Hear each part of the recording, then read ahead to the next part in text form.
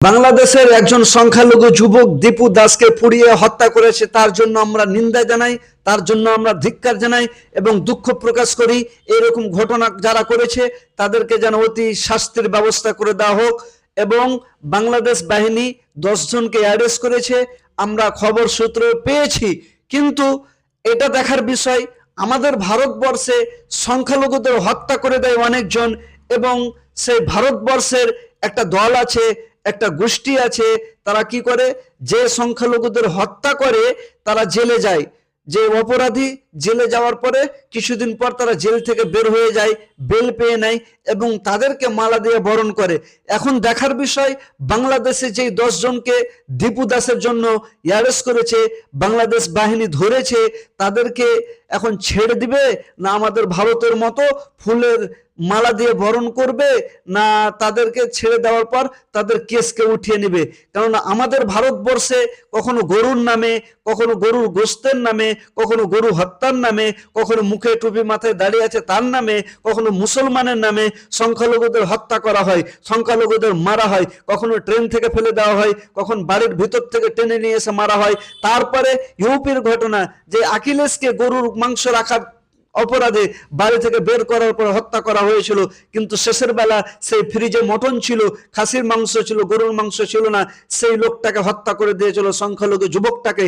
এবং যারা যারা জড়িত ছিল তারা জেলে চলে গিয়েছিল উত্তরপ্রদেশে, এবং জেলে যাওয়ার পর উত্তরপ্রদেশ সরকার, যোগী আদিত্যনাথ, তাদেরকে ফুল দিয়ে বরণ করেছে এবং তাদের যতগুলো কেস ছিল সেগুলো উঠিয়ে নিয়েছে। বুঝতে পারছেন, ভারতবর্ষের মধ্যে সংখ্যালঘু কেউ যদি হত্যা করে তাকে ফুল দিয়ে বরণ করছে। এবং বাংলাদেশের দেখার বিষয়, যে 10 জনকে অ্যারেস্ট করেছে তাদেরকে ফুল দিয়ে বরণ করছে না করে না, এটা দেখার বিষয়। কেননা আমাদের ভারতবর্ষে একটা চর্চা হয়ে গিয়েছে, কেউ যদি সংখ্যালঘুকে মারছে, সংখ্যালঘুকে হত্যা করছে, সংখ্যালঘুদের উপরে কোনো রকম আরোপ লাগাচ্ছে, তাকে ফুল দিয়ে বরণ করা হচ্ছে।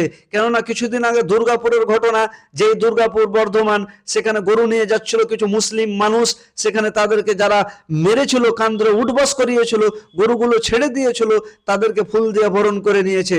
তারপরে মাত্র কয়েকদিন আগে ব্রিগেডে গীতার সমাবেশে, গীতা পাঠের সমাবেশে একজন মুসলিম প্র্যাকটিস বিক্রি কর্তাকে মেরেছে, এবং যারা যারা মেরেছে তাদেরকে ফুলের তোড়া দিয়ে, ফুলের মালা দিয়ে তাদেরকে বরণ করে নিয়েছে আমাদের দেশের একটা গোষ্ঠী। তো যাই হোক, এই বাংলাদেশের ঘটনাকে আমরা নিন্দা জানাই, ধিক্কার জানাই। এরকম নিকৃষ্ট কাজ ভবিষ্যতে যেন না করে। আমি বলি তাদেরকে শাস্তির যেন ব্যবস্থা করা হোক। কিন্তু দুঃখের বিষয়, আমাদের ভারতবর্ষ যে সংখ্যালঘুদের মারছে তাদেরকেও যেন শাস্তির ব্যবস্থা করা হোক।